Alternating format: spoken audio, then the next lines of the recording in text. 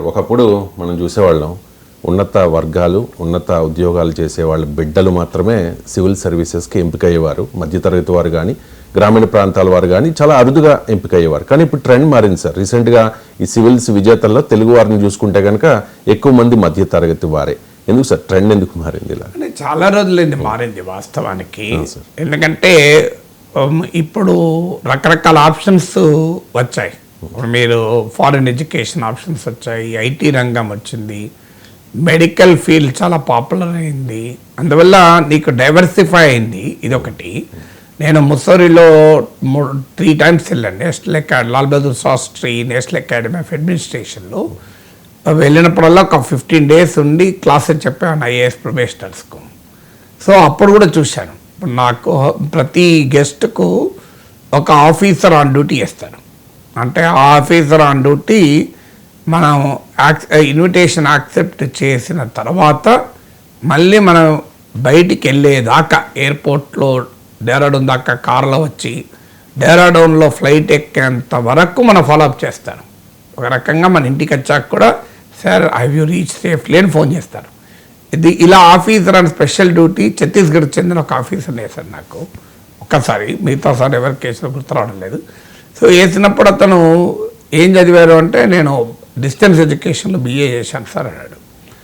అంటే అదే సమయంలో క్లాస్లో చూస్తే IIT, IAMలు చదివిన వాళ్ళు ఉన్నారు. ఇప్పుడు మన దగ్గర కూడా ఆమ్రపాలి ఉంది. IIT, IAM, IAS 3 combination. మీకు శశాంక్ ఉన్నాడు, ఇప్పుడు స్పెషల్ ప్రాజెక్ట్స్ ఇన్ఛార్జ్గా ఉన్నాడు. చార్టెడ్ అకౌంటెంట్, CAలో టాప్ ర్యాంకరు, తర్వాత IAS.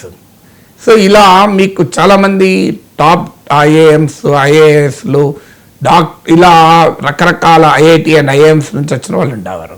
నేను ఇప్పుడు Birla institute of technology science bits హైదరాబాద్లో 4 ఏళ్ళ పాఠాలు చెప్పేటప్పుడు కరెంట్ అఫైర్స్ పేపర్ కూడా చెప్పేవాడిని.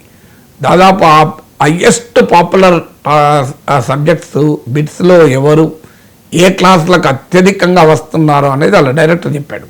2 సార్, ఒకటి మీది కరెంట్ అఫైర్, రెండోది భగవద్గీత అని. సో రామకృష్ణ మిషన్ స్వామీజీ చెప్పేవాడు భగవద్గీత మీద ఒక కోర్సు. సో నేను కరెంట్ అఫైర్స్ పైన ఒక కోర్స్ చెప్పాను, ఇష్యూస్ ఇన్ ఇండియన్ ఎకానమీతో పాటు. 200 మంది హాజరయ్యేవారు. పెద్ద హాలు, మీటింగ్ హాల్ నిండిపోయేది. సో సహజంగా బిట్స్లో అటెండెన్స్ ఉండదు, నార్మల్ క్లాసులో చాలా తక్కువ ఉంటారు. అలాంటిది 200 మంది ఉండేవాళ్ళు. అంటే అక్కడ కూడా సివిల్స్ ప్రిపేర్ అయ్యేవారు గణనీయంగా ఉండేవారు. సో ఈ ట్రెండ్ మారింది ఏంటంటే మీకు IITs, మెడిసిన్ చేసేవారు కూడా ఇప్పుడు IAS రాస్తున్నారు. దీనికి కారణం ఏంటి అంటే, ఒకటి ఆస్పిరేషనల్ ఇండియన్. ఒకప్పట్లాగా రీకన్సైల్ అవుతలేరు. చదువు పైన లేదు, ఉద్యోగం పైన పట్టుదల పెరిగింది. నాకింతే, నా లైఫ్ మేము ఇంతే, మా పరిస్థితి ఇంతే, ఇంతకన్నా ఎక్కువ నేను ఆస్పైర్ చేయలేను అనే పరిస్థితి లేదు ఇప్పుడు. ఒకప్పుడు మీకు మిడిల్ క్లాస్లో 10వ తరగతి పాస్ అయితే పాలిటెక్నిక్ చేయిద్దామా, ఇంకా కొద్దిగా లోయర్ మిడిల్ క్లాస్ అయితే ITI చేయిద్దామా అనుకునేవాళ్ళు. ఇప్పుడు మిడిల్ క్లాసే కాదు, లోయర్ మిడిల్ క్లాస్ కూడా మీరు ఇంజనీరింగ్ వచ్చేస్తున్నారు. సో అందువల్ల ఆస్పిరేషనల్ లెవెల్స్ పెరగడం ఒక కారణం. ఇది మొదటి కారణం. రెండో కారణం ఏంటంటే రీజనబుల్లీ బెటర్ ఎడ్యుకేషన్ టౌన్స్లో కూడా వచ్చేసింది. మీరు ఇప్పుడు వరంగల్ అయిపోండి, కరీంనగర్ అయిపోండి, మీరు చిన్న ఊరు రాజమండ్రి అయిపోండి, మంచి స్కూల్స్ కూడా వచ్చేసాయి. సో ఈవెన్ పేరెంట్స్ కూడా, మిడిల్ క్లాస్ పేరెంట్స్ కూడా చాలా తమ ఎంత కష్టమైనా మంచిదే పిల్లలకు ఎడ్యుకేషన్ ఇవ్వాలి అని ఇస్తున్నారు. సో ఒకప్పుడు పిల్లల ఎడ్యుకేషన్ పైన ఇంత ప్రియారిటీ లేదు. అందువల్ల ఎందుకంటే మిడిల్ క్లాస్కి ఉండే ఛాలెంజ్ ఏంటంటే వాళ్ళకి ఏ ఆస్తులు ఉండవు, అసెట్స్ ఉండవు. దానివల్ల చదువు మీద తప్ప ఇంకోటి లేదు మార్గం. ఇప్పుడు మేము 4 పిల్లలు, మా నాన్న స్కూల్ టీచరు, సాధారణ స్కూల్ టీచర్, రిటైర్ అయ్యే టైంకు జూనియర్ కాలేజ్ ప్రిన్సిపాల్గా రిటైర్ అయ్యారు. సో మా పరిస్థితి ఏంటి, మాకు సొంత ఇల్లు లేదు. మా నాన్న కష్టార్జితమై రిటైర్మెంట్ ముందు ఒక ఇల్లు కట్టుకోగలిగాడు. 1 ఎకరం పొలం లేదు, వ్యాపారం లేదు, ఆస్తులు లేవు, తాతల కాలం నుంచి వచ్చిన బంగారం నిల్వలు ఏమీ లేవు. ఏం చేయాలి, మాకు ఇంకో ఆప్షనే లేదు. మా నాన్న కష్టపడి జీతం తీసుకొస్తే, ట్యూషన్లు చెప్పి సంపాదిస్తే మేము 4 పిల్లలు చదువుకోవాలి, పెరగాలి. సో వర్షిప్ రెంటల్ ఇంట్లో ఉండేవాళ్ళం. సో మాకు అప్పుడు ఇంకో మార్గమే లేదు. అప్పుడు మా పేరెంట్స్ మాకు నేర్పింది ఏంటంటే, నాన్న మనకు వ్యాపారాలు లేవు, ఆస్తులు లేవు, తింటే కరిగే తాతల కాలపు నిలువలు లేవు. మనకున్నది ఏంటి? మనకున్నది చదువు తప్ప ఇంకోటి లేదు. అందువల్ల చదువుకుంటే మీరు జీవితంలో బాగుపడతారు, చదువుకోకపోతే అన్యాయం అవుతారు అన్నది డే 1 నుంచి నేర్పారు. ఇది మధ్యతరగతి కుటుంబాల్లో వస్తున్న మార్పు ఇది.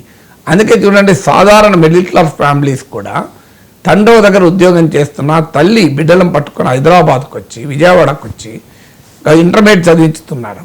మీకు ఎకరం పొలం అమ్ముకోనైనా ఇంటర్మీడియట్ చదివిస్తున్నారు. సో అందువల్ల ఎడ్యుకేషన్ పట్ల పెరిగిన ఆకాంక్ష, మధ్యతరగతికి మరో మార్గము లేదు చదువు తప్ప, చదువుకున్న ట్రాన్స్ఫర్మేటరీ పొటెన్షియల్, ఇవన్నీ కలిశాయి. ఒకప్పుడు చదువుకున్నా కూడా ఇంతటి అవకాశాలు లేవు. దాంతోపాటు కాన్ఫిడెన్స్ లెవెల్స్ పెరిగాయి. ఆస్పిరేషనల్ ఇండియన్ అంటారే, నేను ఆస్పైర్ చేయాలి అని. సో ఒకప్పుడు ఈ స్థాయిలో ఆస్పైర్ చేసేవారు కాదు. నా స్థాయిలో నేను ఉస్మానియా యూనివర్సిటీలో చదవాలని మాత్రమే ఆస్పైర్ చేశాను. నా పిల్లల స్థాయికి వచ్చే వరకు ఆర్ఓలో చదవాలి, స్టాన్ఫోర్డ్లో చదవాలని ఆస్పైర్ చేశాను. ఆస్పిరేషనల్ లెవెల్స్ పెరిగిపోయాయి. సో ఈ ఆస్పిరేషనల్ లెవెల్స్ పెరగడం అనేది చాలా కీలకం. అది మీట్ కానప్పుడు ఫ్రస్ట్రేషన్ ఉంటే ఉండవచ్చు, కానీ అది అవసరం. మా అన్నయ్య కొడుకు మెడిసిన్ అన్నప్పుడు నేను ఎప్పటికీ అనేవాడిని. ఈ మధ్య నా యూట్యూబ్ ఛానల్ కూడా వీడియోలు చేశాను, డాక్టర్ కౌశిక్ అని. నాన్న, నువ్వు జాన్స్ హాప్కిన్స్ అన్న హార్వర్డ్ మెడికల్ స్కూల్లో చేరాలి నాన్న, వరల్డ్స్ టాప్ 2 మెడికల్ స్కూల్స్ అవి అంటే. మా అన్నయ్య ఉండి, అరే నువ్వు చాలా ఎక్స్పెక్టేషన్ పెంచుతున్నావు, రేపు రాకపోతే ఫ్రస్ట్రేట్ అవుతాడు, మెడిసిన్ వస్తే చాలు అన్నాడు మా అన్నయ్య. అన్నయ్య నీకు మెడిసిన్ వస్తే చాలు అని ఉండొచ్చు, నాకు మాత్రం ఇక్కడే రావాలని. సో అల్టిమేట్గా వాడు సెలక్షన్ ప్రాసెస్ అయిన రోజు వాడు ఫస్ట్ చిట్టి ఓపెన్ చేయడంతోనే జాన్స్ హాప్కిన్స్ అని ఉంది. హార్వర్డ్ మెడికల్ స్కూల్ రిజెక్ట్ చేసి ఎండీకి జాన్స్ హాప్కిన్స్కి వెళ్ళాడు. తర్వాత ఫెలోషిప్కు హార్వర్డ్ మెడికల్ స్కూల్లో చదివాడు. ఇప్పుడు యూనివర్సిటీ ఆఫ్ కాలిఫోర్నియాలో ఈయన assistant clinical professor, united health కేర్లో ఇది మెడికల్ డైరెక్టర్. సో వాడు ఇప్పుడు లాస్ ఏంజల్స్లో ఉన్నాడు. సో వాడు చూసి ఇమీడియట్గా ఫస్ట్ కాల్ బయటకు వచ్చాక మాకే చేశాడు, బాబాయ్ నువ్వు ఎప్పటికనేవా అని. బాబాయ్ జాన్స్ హాప్కిన్స్లోనే వచ్చింది, హార్వర్డ్ మెడికల్ స్కూల్ రిజెక్ట్ చేశాడు. అంటే ఎందుకు ఈ అనుభవం చెప్పానంటే, అందరికీ సాధ్యం కాకపోవచ్చు. If you aim at the sky you will reach the tree top అంటారు. నువ్వు ఆకాశానికి ఎదగాలని కోరుకుంటే కనీసం చెట్టు మీదనే చేరుతావు కదా. If someone else can do it, why can't we do it? వేరే వాళ్ళు చేసిన మనం ఎందుకు చేయలేమండి? నాకు ఇప్పటి గుర్తు 77లో మా నాన్న illustrated weekly off India first time ఒక ఇంగ్లీష్ పత్రిక మా ఇంటికి పట్టుకొచ్చాడు. ఆ పత్రిక చాలా అట్రాక్టివ్గా ఉంటుంది, బొమ్మలతోని, సైజు కూడా చాలా అట్రాక్ట్. నేను మా అన్నయ్య కూర్చొని దాన్ని చూస్తూ ఉన్నాం 1977లో. మాకు అప్పుడు ఇంగ్లీష్ కూడా సరిగా రాదు. చూస్తూ అవి చూస్తే నేను చూసి, అన్నయ్య ఇలా రాయాలి నాన్న అన్నయ్య అంటే మావాడు ఉండి, బాగా బలుపున్నా నీకు ఇలా రాస్తావరా, ఇది చదువుతా అర్థమైతే లేదు నీకు అన్నాడు. అలా రాసినవాడు మనవాడు మళ్ళాంటోడు కాకపోతే వాడు ఆకాశం దిగొచ్చింది అన్నయ్య అన్న. అంటే వీడి పొగరైతే తగ్గుతలేదని మా అన్నయ్య అన్నాడు. కరెక్ట్గా ఇది 77లో జరిగింది. 87లో ఇల్లస్ట్రేటెడ్ వీక్లీకి రాశాను నేను, 10 years తిరగకముందే రాసి మా అన్నయ్య కాపీ పంపించాను. నీకు గుర్తుంది అన్నయ్య 10 ఏళ్ల క్రితం ఇందులో మనం రాయలేమన్నా, so I return for it అని. ఇవాళ ఆస్పిరేషన్ ఏముంటే ఏదైనా సాధించవచ్చు, ఏదైనా సాధించవచ్చు. నేను తెలుగు మీడియం చదివాను, భారతదేశంలో ఉన్న అన్ని ఇంగ్లీష్ పత్రాలు రాశాను. మీరు K Nageshwar in Hindu, K Nageshwar in Deccan Herald, K Nageshwar in Economic Times, మీరు K Nageshwar in Hindustan Times అని కొట్టండి, అన్నిట్లోనూ ఆర్టికల్స్ వస్తాయి. ఎట్లా సాధ్యమైంది? ఒక ఆదిలాబాద్ జిల్లాలో జిల్లా పరిషత్ స్కూల్లో తెలుగు మీడియం చదువుకున్నాను. కారణం ఏంటి? ఆస్పిరేషన్. నా ఎక్స్పీరియన్స్ ఎందుకు చెప్తున్నానంటే, ఆస్పిరేషన్, ఆ బలమైన కోరిక మీలో ఉంటే, సత్యానాథెల్ అంటాడు, have a dream, chase it, constantly improve to achieve it అంటాడు.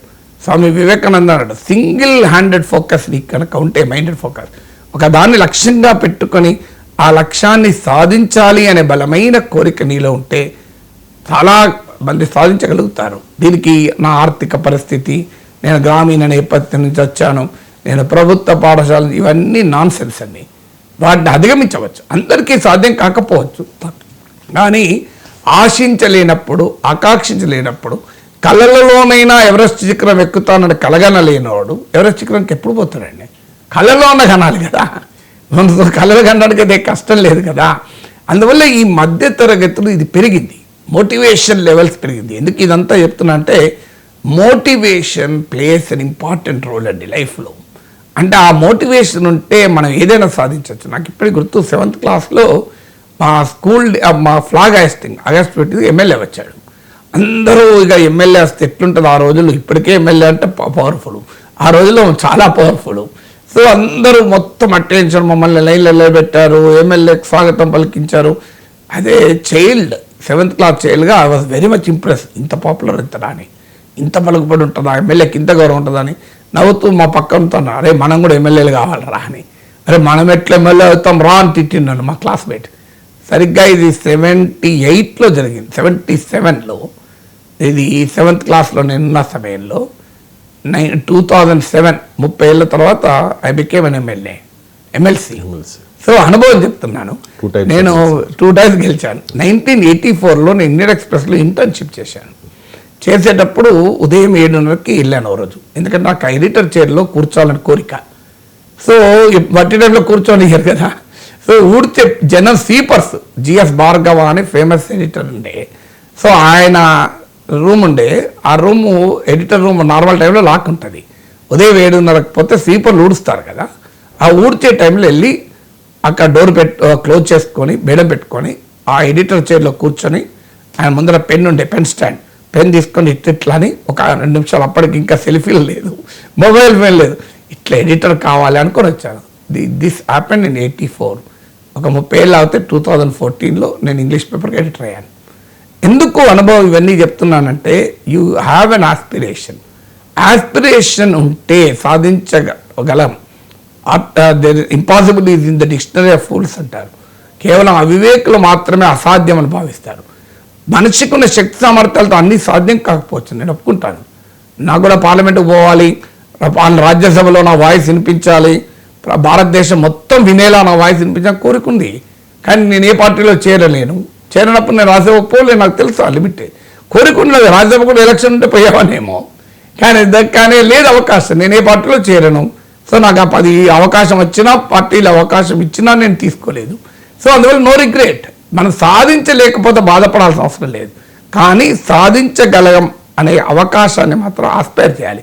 ఇది మిడిల్ క్లాస్ ఇవాళ ఐఏఎస్లో పెరగటానికి ఈ ఆస్పిరేషన్. నేను ముస్సోరిలో క్లాసులు చెప్పినప్పుడు వాళ్ళందరినీ ఇంటర్వ్యూలు చేస్తే నాకు వచ్చిన ఎసెన్స్ ఇది. ఒక బర్నింగ్ డిజైర్, ఒక మోటివేషన్, ఇది వాళ్ళని అక్కడదక్కడ రప్పించింది. అందువల్ల మీరు అన్నారే ఉన్నత వర్గాలకే పరిమితం అనుకున్నది కాస్త సామాన్య మధ్యతరగతి ఎందుకు వచ్చింది అన్నది ఈ క్వశ్చన్ ఇవాళ నేను చూశాను, ఈనాడులో పేజ్ 1లో వచ్చింది. నాకు ఈ క్వశ్చన్ 2007 కన్నా ముందే వచ్చింది. నేను అప్పుడు ముస్సోరిలో అడిగాను ఒక్కొక్కరిని, మీకు ఐఏఎస్ కావాలన్న కోరిక ఎందుకు వచ్చింది అని. అందులో అత్యధికులు చెప్పింది మోటివేషన్, ఆస్పిరేషన్, బర్నింగ్ డిజైర్. అది సింగిల్ మోస్ట్ ఫ్యాక్టర్. మిగతా ఫ్యాక్టర్స్ అన్నీ నెక్స్ట్.